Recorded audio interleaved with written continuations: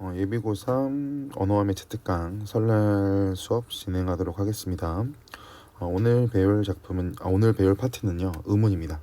우리가 가장 먼저 봤던 부분이 의문이고, 설날 때 의문이랑 의문의 변동만 확실하게 해놔도 그렇게 부담되는 건 없으니까요. 같이 볼게요. 1번에 나와 있는 의문의 이해에서 의문이라고 나와 있는데 바로 내려가지 말고요. 일단 이 제목에 나와 있는 의문을 가지고 큰 구조를 한번 잡아볼게. 의문이라고 하는 건 음소라고 하는 거랑 운소라고 하는 걸로 분류가 돼요. 그래서 잠시만요. 그래서 음소의 음이라고 하는 글자와 운소의 운이라는 글자를 따다가 우리가 음운이라고 하는데, 음소는 같은 말로 뭐라고 말하냐면요, 분절음운이라고 설명을 하고 운소는 비분절음운이라고 설명을 해요. 어차피 세부적인 내용이 교재 아래 나와 있기 때문에 설명은 아래서 할 거고, 이러한 분절음운 안에는 또 다시 뭐가 들어가냐면요, 우리가 알고 있는 자음과 모음이 들어가고요. 비분절음운에는 뭐 소리의 길이, 뭐 높낮이, 기타 등등등 이러한 요소들이 들어갑니다. 그래서 의문이라고 하는 개념을 가장 먼저 배우는 이유는 의문의 변동을 알기 위해서 꼭 필요한 거니까 먼저 배운다. 아래 갈게요. 1번 의문이란 말의 뜻을 구별해주는 가장 작은 소리의 단위라고 나와 있는데, 얘들아, 여기 나와 있는 이 말의 뜻이라고 하는 부분이 우리 죄송합니다. 수능 특강에서는 뭐 말의 뜻이라고 나와 있지만 우리가 알고 있는 다른 말로 바꿔보면 의미라고 생각해도 될 거고요. 의미. 구별이라고 하는 글자는 뭐 어렵지 않죠. 근데 얘를 같은 말로 변별, 분화, 구분이라는 말로도 표현하는 경우가 있어요. 그래서 다 알고 계시면 되고요. 주는 소리의 가장 작은 단위를 음운이라고 합니다. 그럼 저는 항상 음운 설명할 때 설명을 같이 곁들여서 해드리는 부분이 뭐냐면, 형태소라고 하는 부분이랑 여러분들이 구분을 하셔야 되는데, 형태소는 뜻을 지니고 있는 가장 작은 소리 단위라고 설명을 해요. 그럼 여기서 제가 형태소를 말한 이유가 뭐냐면, 여러분들이 생각해야 되는 건 이거야. 구별이라고 하는 글자와 지니다라고 하는 글자는 상식적으로 의미가 다르겠죠. 그렇기 때문에 지니고 있다와 구별하고 있다가 바꿔치기 됐을 때 어떤 부분이 다른지는 여러분들이 정확히 알고 계셔야 될 것 같습니다. 아래 예시를 보시면 불불풀이라고 나와 있는데, 비읍이나 된소리 쌍비읍이나 피읍이라고 하는 자음의 차이로 의미가 구별되고 있으니까 의문이다. 또 오와 아의 모음의 차이로 말의 뜻이 구별되고 있으니까 이것도 마찬가지 의문에 들어간다. 그러면 이 부분을 볼 때 같이 연계해서 봐야 되는 건 왼쪽에 나와 있는 최소 대립상입니다. 최소 대립상 보면 주의할 거, 하나의 의문에 의해서만, 더 쉽게 바꾸면요, 한 가지 요소만 다르고 나머지는 동일해야 된다 라고 보시면 돼요. 뜻이 구별되는 단어들의 쌍. 그럼 보세요. 솜봄이라고 하면 시옷이라고 하는 자음과 비읍이라고 하는 자음만 다르잖아요. 그럼 결국 한 가지 요소만 다르고 나머지는 동일하기 때문에 얘네들을 최소 대립상이라고 할 수 있다고. 근데 뭐 예를 들어서 솜이라는 글자가 있고 복이라고 하는 글자가 있다라고 본다면 시옷과 비읍이라고 하는 자음의 차이도 있고요. 아래 또 미음과 기역이라고 하는 자음의 차이가 또 있죠. 그럼 결국 지금 보고 있는 이 두 가지 예시는 두 가지 요소가 다르다? 그 의미가 구별되긴 하지만 두 가지 요소가 이렇게 다른 경우에는 최소 대립상이라고 인정하지 않아요. 이 부분을 잘 잡고 계시면 될 것 같고요. 의문의 종류 볼게요. 분절의문과 비분절의문이라고 나와 있죠. 아까 우리 위에서 구조도 그리면서 나눴던 부분인데, 분절 음운이라고 하는 것은 여기만 보시면 돼요. 나뉘어 분리된다. 즉 쉽게 구분할 수 있다. 더 쉽게 풀어드릴게요. 쉽게 마디를 구분할 수 있다.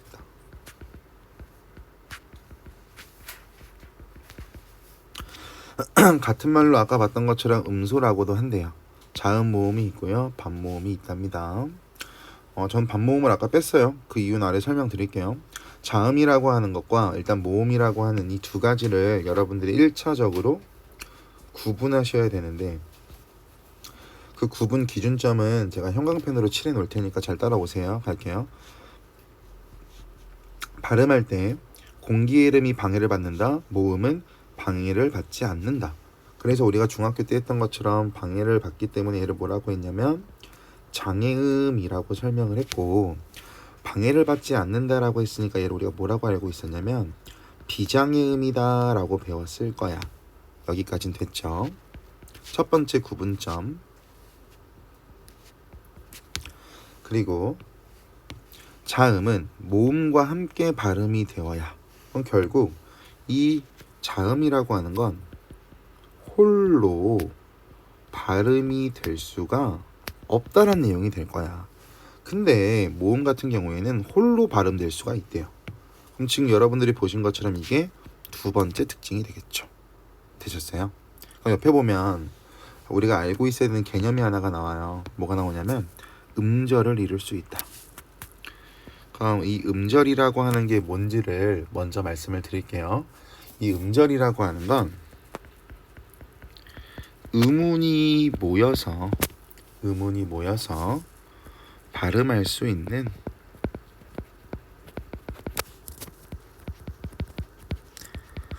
소리의 덩어리를 음절이라고 설명을 해. 그래서 음절이라고 하는 건 우리가 한 글자 한 글자를 음절이라고 하잖아, 얘들아. 그지? 그리고 두 번째, 뭐 음절이 나오면 항상 우리가 알고 있는 것들이 나오겠지. 기억이라고 하는 건 초성, 안 적을게요. 아라고 하는 건 중성, 이 기억이 오는 받침은 종성이라고 설명을 할 거고요. 종성이라고 할 거고, 혹시나 학교에서 이런 걸 할 수가 있어요. 음절의 구조라고 해서 어떻게 음절을 만들 수 있어 우리 한글은? 을 물어보면 일단 네 가지가 존재한다라고 알고 계시고 학교에서 하면 제가 그때 가서 구체적으로 추가 설명을 또 도와드리겠습니다. 아시겠죠? 그럼 이렇게 갔을 때 이어서 볼게요. 자음은요 몇 개냐면 19개가 있고요. 모음 같은 경우에는 21개가 있어요. 그래서 우리말의 음은 총 몇 개냐면요 40개라고 생각을 합니다. 40개. 됐죠? 반모음에서 이 반이라고 하는 글자는 2분의 1, 50%라고 보시면 돼요. 그럼 이 반모음이 왜 반모음이냐면 결국 50%의 가능성이 있을 때, 모음의 성질을 50%만 가질 때 반모음이라고 하는데, 같이 볼게요. 발음할 때 공기의 흐름이 방해를 받지 않으나, 그럼 이 부분 같은 경우에는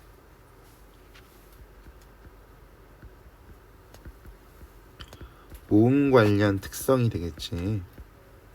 근데 모음과 함께 발음이 되어야 음절을 이룰 수 있다? 얘는 자음과 관련된 특성이 될 거라고. 그래서 100% 모음의 성질이 아니고 모음의 특성을 반 정도만 가지고 있기 때문에 얘를 반모음이라고 설명을 합니다. 왼쪽 날개 볼게요. 반모음이라고 하는 건 발음할 때 공기의 흐름을 방해받지 않는다는 점에서 모음과 비슷하고 홀로 발음될 수 없다는 점에서 자음과 비슷하다. 그래서 자음과 모음의 중간적 존재다. 반자음이라고도 부르지만 단모음과 어울려 이중모음을 이루는 점을 더 중시하기 때문에 반모음이라고 부른다. 이게 무슨 말이냐면 가자. 어디다 해주지? 여기다가 할게요. 모음이라고 하는 건 우리가 알고 있는 것처럼 단모음이 있고 이중모음이 있어. 저 같은 경우에는 두 가지라고 설명을 하는데 그 이유가 뭐냐면 단모음에서 반모음이라고 하는 녀석이 결합해서 만들어지는 게 이중모음이에요. 그래서 이 반모음의 경우에는 아까 봤던 것처럼 단모음과 어울려서 이중모음을 이루기 때문에 저 같은 경우에는 따로 묶지 않고요. 뭐 나왔으니까 말씀을 드리면 단모음은 10개죠. 이중모음은 11개고요. 반모음은 여기 보시면 J계열, W계열 두 가지가 존재한다라고 나와 있으니까 확인하시면 돼요. 그래서 반모음은요, 안정도가 떨어지기 때문에 발음을 하면 결국 마지막에는 사라져서 발음이 안 돼요. 그러니까 불완전한 녀석이기 때문에 예를 들어서 야라고 발음했을 때, 예를 들어서 야라고 발음을 하면 얘가 우리가 이중모음이라고 하는 건 알고 있는데 여긴 당연히 반모음이라고 하는 녀석이 포함됐겠죠. 반모음이 들어가 있을 거야. 얘를 계속 발음하다 보면 처음에는 야라고 발음하지만 마지막 소리는 아라고 하는 단모음만 남을 거라고. 됐죠? 그래서 그 부분 바탕으로 생각해 보시면 무슨 말인지 알 수 있을 것 같아요. 그 다음 갈게요. 비분절음운이라고 나와 있습니다. 비분절음운은 나뉘어 분리되지 않는다. 그럼 여기 아까 위에 제가 뭐라고 말씀을 드렸냐면 쉽게 마디를 구분할 수 있다라고 했잖아요. 거꾸로 뒤집으면 돼요. 쉽게 마디를 구분할 수 없다. 얘를 뭐라고 하는데 음소와 함께 실현된대요. 그래서 음소. 음소와 함께 실현된다라고 하면 비분절 음운은 홀로 실현될 수가 없다라고도 볼 수 있겠죠. 고저, 소리의 높낮이, 강약, 소리의 세기, 액센트라고도 하죠. 장단, 소리의 길고 짧은 거. 현대국어에서는 장단만 비분절 음운이 되고, 잘 보세요.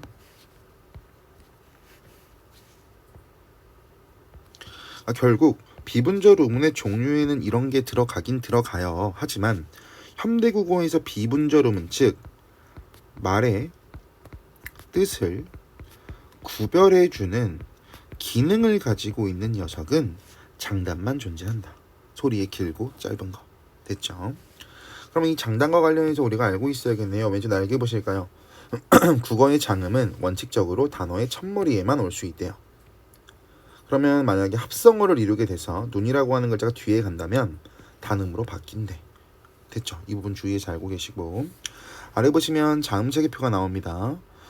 좋은 위치라고 하는 글자랑 좋은 방법만 알고 계시면 될 것 같은데요. 이 조라고 하는 글자는 만들다죠. 음이라는 글자는 소리고요. 그래서 소리가 만들어지는 위치, 소리가 만들어지는 방법, 좋은 방법. 됐죠? 아래 보시면 뭐 자음체계표가 나와 있는데 이건 제가 설명할 게 아니고 여러분들께서 외우셔야 되는 거고요. 평음, 격음, 격음 이 세 가지를 뭐라고 하냐면 삼중체계라고도 설명하고요. 같은 말로 삼지적 상관속이라고 설명해요. 그래서 원래 언제지? 고대국어 시기에는요. 고대국어 시기에는 이 된소리가 없었어. 그래서 이중체계였어요. 고대국어 시기에는. 그런데 중세국어로 들어가면서 된소리가 생기거든요. 그때부터 삼중체계를 구성하고 있다라고 보시면 될 것 같아요. 그리고 뭐 예삿소리가 평음이다, 된소리가 경음이다, 거센소리가 격음이다. 뭐 첫 번째 여기 파열음 라인에 나와 있으니까 어렵지 않을 거고, 이거는 같은 소리랑 같은 뜻이라는 거라서 여러분들이 다 같은 뜻도 알고 계셔야 돼요. 양순음은 입술 소리다, 이런 것들. 주의해야 될 거. 마찰음은요, 격음이 없습니다. 격음이 없어요. 이 부분 잘 보셔야 되고요. 이 녀석 히응이라고 하는 녀석은 특정 한 가지 성질로 세팅하기가 어렵기 때문에 여러 군데로 묶여져 있다라고 보시면 될 것 같고요. 마지막 파열음, 파찰음, 마찰음을 묶어서 뭐라고 하냐면 성대가 울리지 않는다라고 해서 안울림 소리라고 말하고, 비음과 유음을 묶어서 울림 소리라고 합니다. 성대가 울린다. 알고 계시면 되고요. 단모음 체계표 갈게요. 뭐 단모음 체계표 여러분들이 알고 계신 것처럼 기준점만 알고 계시면 되겠죠. 혀의 위치, 그리고 어딨어? 입술을 동그랗게 하느냐, 동그랗게 하지 않느냐, 혀가 높으냐, 중간이냐, 낮냐, 거기에 따라서 앞뒤, 입술 모양, 높낮이 세 가지 기준점을 바탕으로 분류를 하고요. 여기서 고모음이라고 하는 건 가장 높은 데 있는 걸 고모음이라고 하겠죠. 그래서 뭐 키위를 주게 되었어 내가 일반적으로 이렇게 외우니까 보시면 될 것 같습니다. 주의해야 될 거, 이게 혀의 높낮이인데 혀의 높낮이와 입을 벌리는 정도라고 말하는 세 글자로 얘를 뭐라고 하냐면요, 개구도라고 하거든요. 개구도는 반비례해요. 여러분들이 기출문제 풀었을 때 아시는 것처럼 일반적으로 얘와 얘가 구분하기가 좀 어려워요. 평순이고 전설이기 때문에. 하지만 높이만 보면 중모음이고 저모음이다 라고 하는 차이점도 있지만 우리가 실질적으로 중모음과 저모음을 느낄 수가 없겠죠. 그러면 이때 쓰는 게 바로 이거야. 입을 벌리는 정도. 저모음일수록 입을 벌리는 정도가 클 거고, 고모음이라고 한다면 입을 벌리는 정도가 작겠죠. 반비례라고 했으니까. 그 부분을 적용해서 단모음 체계표에선 거기까지 알고 계시면 될 것 같고요. 오늘 날개 잠깐 볼까요? 이중모음이라고 나와 있는데 이중모음은 아까 봤던 거 결합한다. J개가 있고 Y개가 있다. 결국 이중모음은 몇 개다? 11개다. 알고 계시면 되고요. 근데 단모음 체계표에서 특이한 거, 이 두 녀석 위, 외. 원칙적으로는 단모음이지만 이중모음으로 발음할 수 있다고 허용한다. 이렇게 알고 계시면 돼요. 그래서 얘네들을 단모음이라고 봐야지 허용하는 이중모음이라고 가늠하시면 단모음과 이중모음의 숫자 개수에서 틀릴 수가 있으니까 이 부분을 주의해서 보시면 될 것 같습니다. 됐죠? 혹시 몰라서 조금만 추가해서 말씀을 드리면, 이거 안 적을 거야. 그냥 말로 할 거니까 필요한 사람은 이렇게 돌려가면서 적으세요. 아니다. 이것까지는 학교에서 하면 할게요. 굳이 지금 제가 꺼내서 하는 게 필요할까요? 이것까지만 할까요? 예사 소리는 약하게 발음되는 소리를 예사 소리라고 하고요. 된 소리는 좀 강하고 단단한 소리, 거센 소리는 말 그대로 크고 거친 느낌을 주는 것을 거센 소리라고 하니까 그 정도만 알고 계셔도 될 것 같고, 또 이거 해야겠다. 잘 봐. 그러니까 아까 우리가 여기서 단모음을 받고 이중모음을 받잖아, 얘들아.